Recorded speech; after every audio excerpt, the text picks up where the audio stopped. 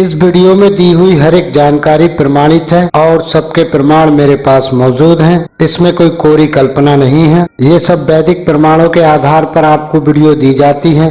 जो लोग कमेंट में कुछ भी लिखकर भगोड़े बन जाते हैं वो अपनी बहादुरी मेरे दिए हुए फोन नंबर पर दिखा सकते हैं, इसलिए मैंने कमेंट बंद करी है, इससे कि ज्यादा से ज्यादा भगोड़े दूर रहें।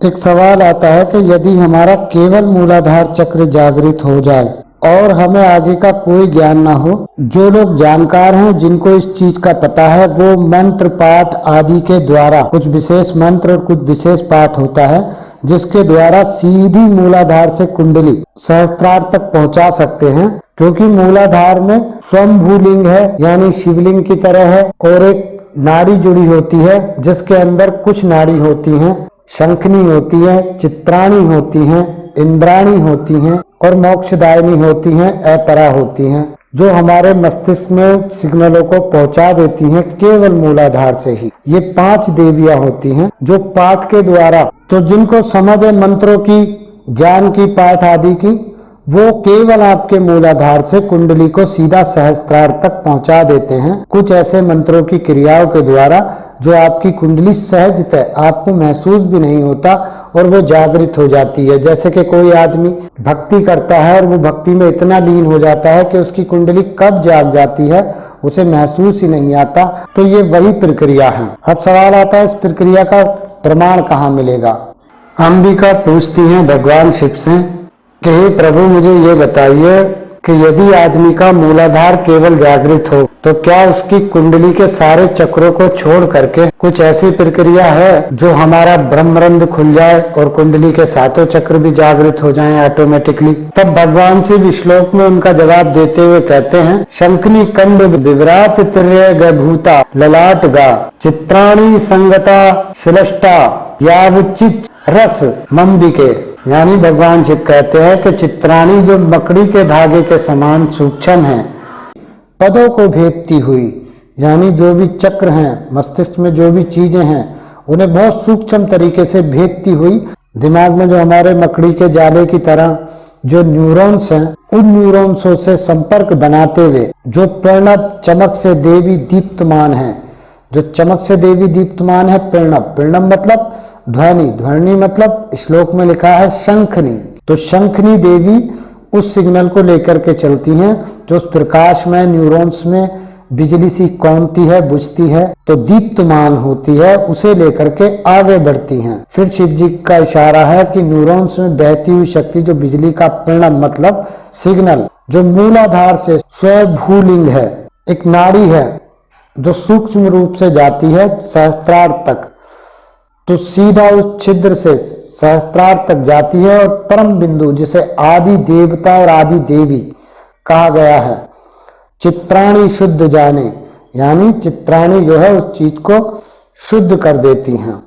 सर्वदा शुद्ध चैतन्य स्वरूपा है जो ब्रह्मरंध्र की ब्रह्माणी का मुख है, यानी आदि शक्ति का मुख है, परा का मुख है।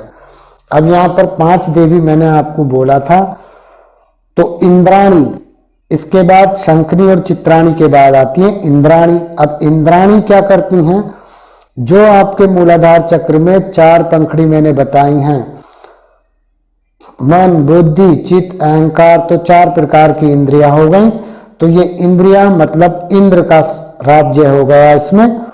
तो ये इंद्र का जो राज्य है, इंद्र रूपी शक्ति को जब इंद्राणी ग्रहण करती हैं तो वहां जाकर के ये शून्यता पा लेते हैं और आदमी का मन, बुद्धि, चित्त, अहंकार भक्ति में लीन हो जाता है, ध्यान में लीन हो जाता है। जो अपरा देवी हैं, वो जो अपराएं चीजें आपने ली हैं भौतिक बात की, वो फिर उनसे भी आपका मोह छूटने लग जाता है। तब मोक्षदायिनी उस जगह दीप्तमान होती हैं। तो मोक्षदायिनी यानी परा, आदि शक्ति जिनको हम कहते हैं, तब उस तक हमारा रास्ता बड़ी सहजता से खुल जाता है। इसी में गणेश जी एक श्लोक बोलते हैं, मूलाधरत्स मुथ्याप्य कुंडली पंद देवताम ब्रह्मरंद गताम स्मेरत जीवम ब्रह्माणि संयोने हसः मंत्रेण साधका।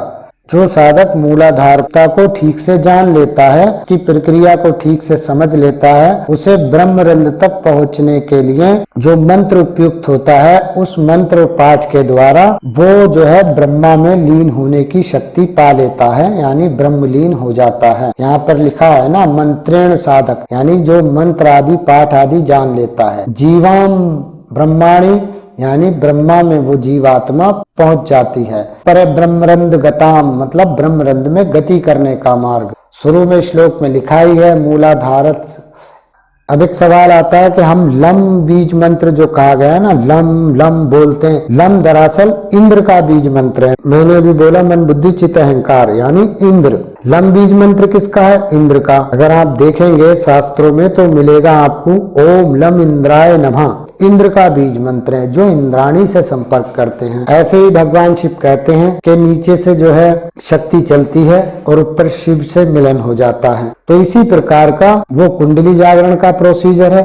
ये केवल मूलाधार से पाठ आदि के द्वारा, सही प्रक्रिया के द्वारा जो आपको करा दे, ये उसके द्वारा है। तो कुछ लोगों को चार पंखड़ी और मूलाधार के देवता, उसके अलावा और कुछ पता ही नहीं है। तो आज अगर नेट पर मूलाधार का हम ज्ञान तलाशने जाते हैं तो सिवाय कॉपी पेस्ट के कुछ मिलता ही नहीं है। अब जो लोग डालते हैं वीडियो वो जाने उनकी माया। तो ये था एक गुप्त और रहस्य मूलाधार के बारे में। अब आने वाले समय में मैं अगले चक्र की वीडियो शुरू करूंगा तो मैं आपको उसकी पूरी नॉलेज दूंगा। मूलाधार की संपूर्ण नॉलेज मैंने आपको दी है। अब तक मूलाधार पर कम से कम मैंने 4 वीडियो डाल चुका हूँ। तो जो लोग वैदिक और वैज्ञानिक तरीके से मेरे साथ जुड़कर ध्यान करना चाहते हैं, मैं उनको सब वैदिक तरीके देता हूँ, और जो विज्ञान के द्वारा म्यूजिक थेरेपी है वो भी आपको देता हूँ। तो आप रात को 8 बजे से लेकर के 11 बजे के बीच कॉल करके मुझसे जुड़ सकते हैं। 1 टाइम फीस रहती है और अनलिमिटेड कोर्स रहता है। इसमें कोई ग्रुपबाजी नहीं रहती है। सारी पर्सनल बातें आपकी पर्सनल रहती हैं और जो भी चीज आपको दी जाती है वो पर्सनली आपके व्हाट्सएप पर ही दी जाती है। तो जो लोग चाहते हैं जुड़ना वो लोग रात को मुझे कॉल कर सकते हैं। तो हमसे जुड़े रहिएगा।